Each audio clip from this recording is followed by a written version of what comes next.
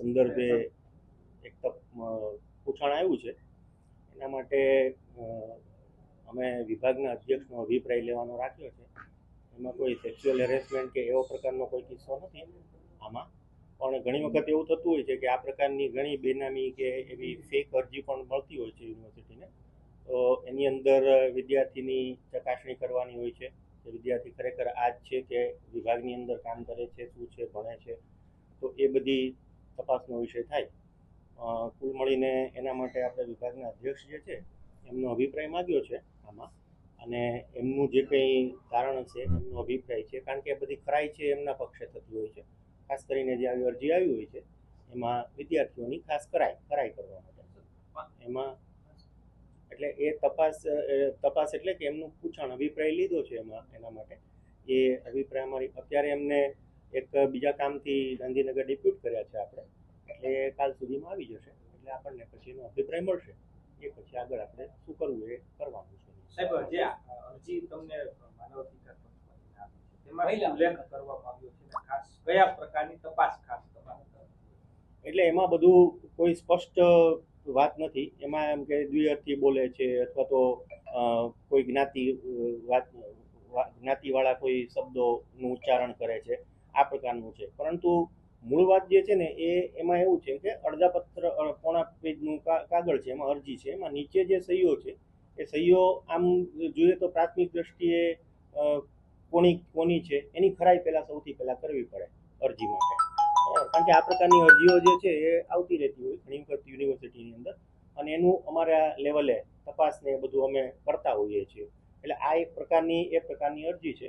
અમે એમાં અભિપ્રાય માગ્યો છે, અને જે કંઈ હશે એમાં આપણને 1-2 દિવસની અંદર વિદ્યાર્થીના નામ કેવો ઉલ્લેખ કર્યો કે પર્ટિક્યુલર આ વ્યક્તિએ અરજી કરી હોય એવું કંઈ છે?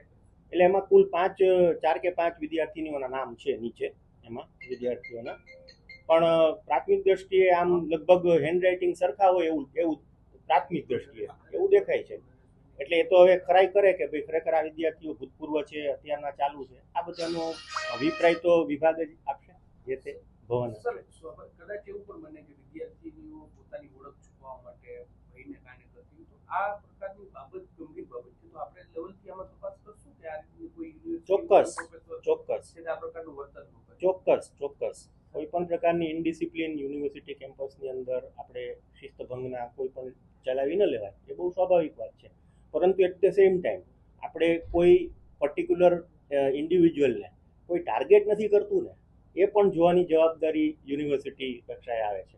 કારણ કે આવું ઘણી વખત થતું હોય છે કે આવી રીતે કોઈક ટાર્ગેટ થતા હોય અથવા તો કોઈના હાથા બનીને કામ થતું હોય, તો આની સંપૂર્ણ જે વાત છે એ આપણે તથ્યના આધારે શું થશે એ આપણે વિચારી અને એનું તપાસ કરવાની છે. સર, એક મહત્વનો સવાલ, આ વિદ્યાર્થીઓનું નામ આપણા સુધી પહોંચ્યા છે, તો એ વિદ્યાર્થીઓ ખરેખર ભવન સાથે સંકળાયેલી છે કે કેમ? અને આ જ ભવન એટલે એ વાઇસ ચાન્સલર કક્ષાએ એની ખબર ના હોય વિદ્યાર્થીઓ કયા ભવનમાં કયા ભણે છે, એટલે એની આપણે તપાસ માટે મૂક્યું છે અભિપ્રાય ખાસ તો. અને વિભાગના વડા છે એનો અભિપ્રાય આપશે કે ભાઈ આ જે વિદ્યાર્થી નીચે જે કંઈ નામો છે એ નામોની ખરાઈ કરી અને એ જે વિદ્યાર્થી છે એની સાથે વાતચીત કરશે જો એ ખરેખર તથ્ય હશે તો.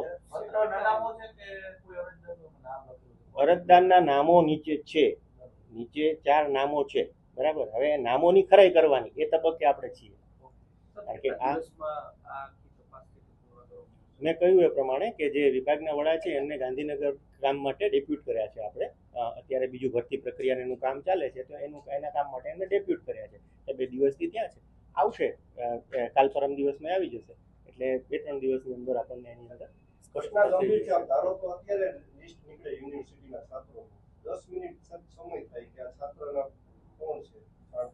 આમાં એવું હોય કે જ્યારે વિભાગના વડા જ્યારે એ જ ઓથેન્ટિકેટ કહેવાય.